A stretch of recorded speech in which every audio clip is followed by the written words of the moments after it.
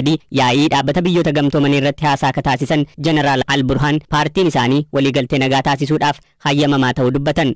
Waraana dhaabuu fi dararama uummata keenyaa dhaabsisuuf qophiidha, garuu humni Rapid Support Force hayyamamaa miti jedhan. Jeneraalli maqaa masoo Hemeeti jedhamuun beekamanii fi humna Rapid Support Force dursan gama isaaniin ergaa karaa waraabbii viidiyootiin biyyoota gamtoomaniif erganiin walitti bu'insichi karaa mariitiin akka furamu isaanis qophii ta'uu dubbatan. Jeneraalonni lamaan wal dhibdee isaanii karaa mariitiin akka furaniif Ameerikaa, Saawud Arabiyaa fi Masriin yaaliin taasisan hangammaan milkoofne. Yaa'ii waliigalaa dhaabbata biyyoota gamtoomanii 78ffaa magaalaa Niw Yoorkitti gaggeeffamaa jiru irratti qaamaan argamanii haasaa taasisan Al-Burhaan humna dafee qaqqabaa isaaniin lolaa jiru duguggaa sanyii fi yakkoota hedduu biroon himatanii hawaasni idil-addunyaa garee kana shororkeessaa jedhee akka farraju gaafatan. We call upon you, Mr. President. Kabajamoo pireezidaantii fi hawaasni idil-addunyaa garee kanaa fi deeggartoota isaanii garee shororkeessaadha jechuun akka farrajtanii fi hunduu akka irratti ka'u waamicha kun isinii dhiyeessa. Uummata Sudaan naannichaa fi addunyaa balaarraa eeguuf waraanamuu qabu. Ajjeechaa namoota kumaan lakkaa'amanii fi buqqaatii miiliyoonotaaf gaafatamoodha. Yaadni Al-Burhaan afaan Arabaan yaa'ii kanaaf kennan Ingiliffatti hiikamee dubartiidhaan hirmaattotaaf yoo dubbifamu akkas jedha. Al-Burhaan haasaa isaanii kanaan walitti dhufeenya Rapid Support Force fi garee Waagner Raashiyaa waliin qabu kaasaniiru. Balaan waraanichaa amma biyyoota ollaa fi addunyaa maraaf yaaddoo ta'aa jira. Finciltoonni biyyootaa fi dhaabbilee seera qabeessaaf shororkeessitoota ta'an irraa deeggarsa argataa jiru jedhan.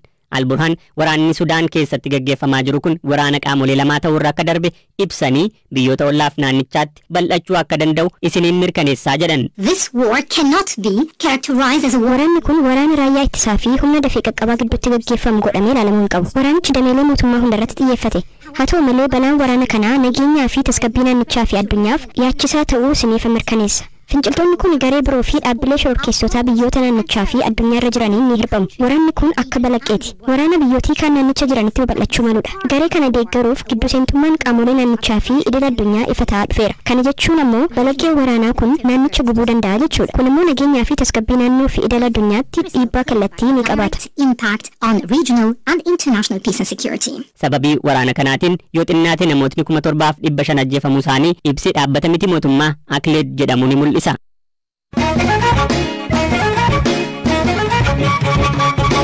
Rifeensi ilma mootii Alamaayyoo ilma mootii Tewoodiroos lammaffaa kan turuuf deebi'aniiru. Embaasiin Itoophiyaa London jiru hambaalee humna Ingiliziin fudhatamanii turan mootummaa UK harkaa fuudhuu ibseera.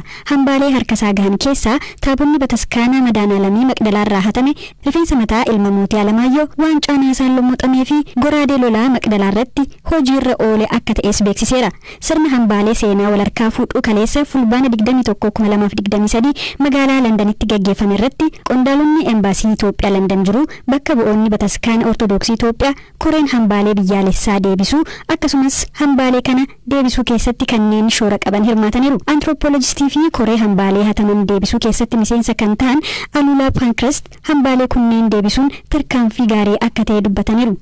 The restoration and the restitution and repatriation. Taabonni qulqullaa'aan kun deebi'uun bataskaana Ortodoksii hiika guddaa qaba. Yeroo dhumaaf taabonni gara biyyaatti kan deebi'e namni Joon Maklaakii asnuu waliin jiraatu bataskaana Edinbiraa jirurraa gara biyyaatti akka deebi'u yeroo taasisedha. Yeroos namoonni kumaan lakkaa'aman gammachuudhaan taabota simachuuf buufata xayyaara Finfinneetti deemanii turan. Amma immoo isa yeroo caalaa simannaan akka jiraatu ni eegama. Dilbata dhufus London bataskaana Ortodoksii Qiddist Maariyaamiitti kabajni ni taasifamaaf. Kuni kan nutti agarsiisu taabonni deebi'aa jiru kuni bataskaana kanaaf hiika qabanidha. Eenyuyyuu isaan tuquu hin danda'u. Akka isaan arguus hin eeyyamamu. Bataskaanni kamiyyuu taabotaan alaa bataskaana jedhamuu hin danda'u. Inni biraan ammoo bataskaanni Westminster Abbey taabota bataskaana biraa argachuun isaa ajaa'ibaadha. Holy relic of another Christian church, which is sacrilege.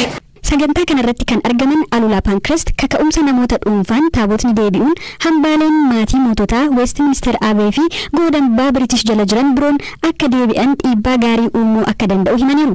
The British Museum has not just one or two but 10 tabots, 9 of which Godambaan British taabota 2 yookaan 3 qofa osoo hin taane taabota 10 qabatee kan jiru yoo ta'u kunneen keessaa 9 isaanii waggaa 100 dura Itoophiyaa irraa hatamanii kan fudhatamanidha. Keessumaa amantoota biratti kan taabonni kunneen qaban yoo yaaddu godambaa asii keessa taa'uun bu'aa tokko hin buusu. Akkuma amma taasifame hambaa hatame kaka'umsa namoota dhuunfaan deebisuu eegaluun godambaa British fi Westminster Abeetti Itoophiyaa irraa dhalatanii fi biiroo dhimmoota alaa Ameerikaa fi biiroo haqaa Ameerikaa keessa hojjetaa turan Abrahaam Takluu Lammaa odeeffannoo icciitii cimaa Ameerikaa mootummaa Itoophiyaaf dabarsanii kennuudhaan himanni irratti baname. Ga'eessa ganna 50 Ameerikaa bulchiinsa Meerilaand keessa kan jiraatan obbo Abrahaam ragaalee icciitii cimaa ta'an biyya alagaaf dabarsanii kennaniiru jechuun waajjirri haajaa alaa US ibseera. Galana Balay.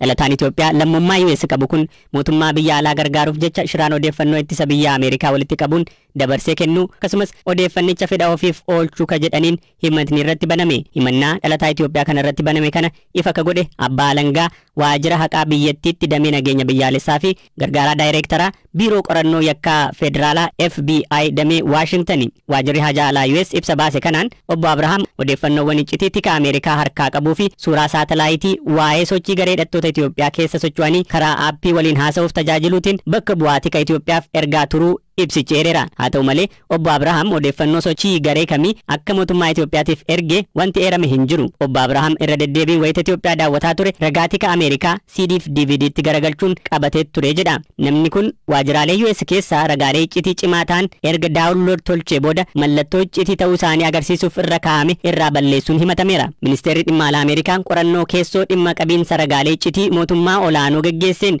obbo Abrahaam odeeffannoo iccitii ta'an mootummaa Itoophiyaaf erguu bira gaheera jechuun CNN dubbii himaa ministeerichaa Matt Miller waabeeffachuun gabaaseera. Obbo Abrahaam ministeera dhimma alaa Ameerikaaf bulchaa kutaa odeeffannoo IT fi xiinxalaa dhimmoota hooggansaa ta'uun ammoo ministeera haqaa biyyattiif hojjetaa tureera. Himatamaan kun aangoo isaa kana fayyadamuun eeyyama odeeffannoo iccitii guddaa jedhaman argachaa akka ture ibsicheereera. Akka himatichaatti Muddee 19 bara 2022 haga hagayya 7 bara 2023tti odeeffannoowwan iccitii US gabaasa tika biyyattii irraa waraabbachuun mallattoo iccitii ta'uu agarsiisu irraa balleesseera. Obbo Abrahaam ragaalee iccitii guddoo ta'uun irratti barreeffamee fi Itoophiyaa ilaallatan garagalfachuun galmee keessaa balleessuu fi eeyyama malee harkatti galfachuun simatame. Haasaa bakka bu'aa basaasa Itoophiyaa waliin taasise keessatti mootummaa biyya alaa gargaaruuf odeeffannoo kennuuf qophii ta'uu ibseeraa jedha ibsi ministeera haqaa Ameerikaatiin ba'e. Haasaa qondaaltonni lamaan waliin taasisan tokko keessatti amma yeroo itti deeggarsa kee itti fuftuudha jedhee qondaalli tika Itoophiyaa maqaan hin eeramne ni dubbata. Obbo Abrahaam ammoo ergaa kee fudhadheeraa jechuun deebisa. Qondaalli tika mootummaa Itoophiyaa deeggarsa isaaf galateeffachuun yeroo hundumaa biyyi bareedduun kun namoota gaggaarii muraasa seenaa keenya guddaa san tiksuuf aarsaa of godhan qabdi jechuu ibsi mootummaa US ni eera. Yakki Abrahaam ittiin himatame kunniin hidhaa umurii guutuu haga adabbii du'aa ga'uu adabsiisuu danda'a. Abbaan seeraa federaalaa qajeelfama adabbii US fi dhimmoota kaan ilaalcha keessa galchuun kan murteessu ta'a. Haga ammaa dhimma darbinsaa akka hin arganne qondaalli BBC'n dubbisee himaniiru. Naannolee rakkoon nageenyaa jiru keessaa godina Horroo Guduruu Wallaggaatti bara 2014 akka lakkoofsa Itoophiyaa barattoonni qormaata seensa yuunivarsiitii fudhatan qabxii darbinsaa argatan 300 akka ta'e itti gaafatamaan waajjira barnoota godinichaa obbo Jireenyaa Bayyanaa BBC'tti himaniiru. Obbo Jireenyaan bara kana qormaata biyyaalessaa kutaa 8ffaa barattoota 14,000 fudhatan keessaa 22 qofatu qabxii darbinsaa argatee jedhan. Barattoonni kunneen kufuu isaaniif rakkoo nageenyaan ala hanqina kitaabaa fi kaanis kaasaniiru. Miidhaa wallabdeen barnoota irratti fide tokkoon barataan yeroo gahaa fudhatee mana barumsaatti argamee barachuu hin dandeenye. Lammaffaa barsiisaan daaniikteerii mana barumsaa tasgabbaa'ee hojii to'atee hojjechiisuu hin danda'u. Yeroo adda addaatti rakkoon adda addaa yeroo uumamutti jidduu jidduutti addaan jedha barnoonni. Inni kun miidhaa guddaa geessiseera godina kanarratti baruuf barsiisuu irratti qulqullina barnootaa irratti dhiibbaa qabaa jechuudha. Aanaa 13 qabna nuti.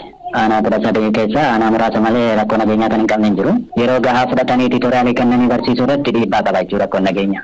Inni biraan rakkoo kitaabaati. Kitaabni hin jiru. Naammanni barnootaa jijjiirameera. Soofti koppiidha kan gadi bu'u. Soofti koppii kan ammoo ijoolleen baadiyyaa irratti argachuu hin dandeessu. Kitaabni kun maxxanfamee dhiyaachaa hin jiru. Rakkichi rakkoo mana maxxansaati. Garuu immoo ijoollee bira kitaabni waan hin geenyeef barsiisaa bira kitaabni gahaa waan hin jirreef ijoolleen waan irraa dubbistu isuma sanallee manatti dubbisuuf yeroo barnoonni addaan jijjiiru. Kitaabota hedduudha akkasiin kan ta'e moo walumaa gala jijjiirameera kitaabni? Kitaabni walumaa gala jijjiirameera. Kitaabni jijjiirame kun immoo barattootaaf hin dhufne gahaa ta'e jechuun jiru. Bara darbe keessa jechuudha. Bara darbes ammallee namnaallee maal sodaa jiran jechuun turallee. Rakkoon biraa maaltu dhiibbaa taasiseera jettu? Rakkoon biraan inni guddaan xiyyeeffannoo barsiisaanis barataanis maatiinis barnootaaf kennu gadi bu'aadha. Inni kun jijjiirama fiduuf yeroo dheeraa barbaada jechuudha.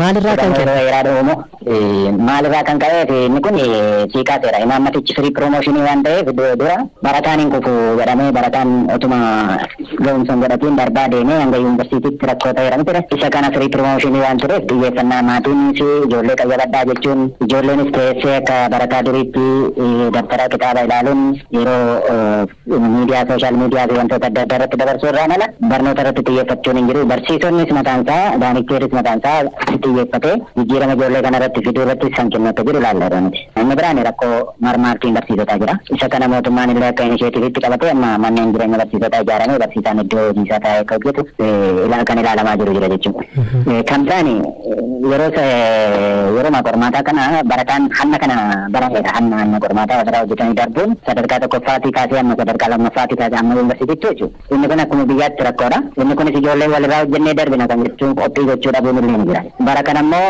inni kun hafee qormaanni sobaa immoo deebiin sobaa immoo diida keessa ture. Kun barana mul'ateera jechuudha akka godina warra guduruutti. Mul'ateera akka godina kanatti otoo hin taane godinuma iddoo keessa deebiin sobaa diida keessa ture jechuudha. Ijoolleen yaa'u diida bulteetu mana bultee qoramti miti gara kutaa saddeetii akka yuunivarsiitii miti. Yeroo sanatti diidaatii wantoota adda addaa deebiin jira jedhamee ijoolleen burjaajaa kan turte orienteeshinii illee kennaa turre garuu deebi'ee bu'aan isaa immoo umarratti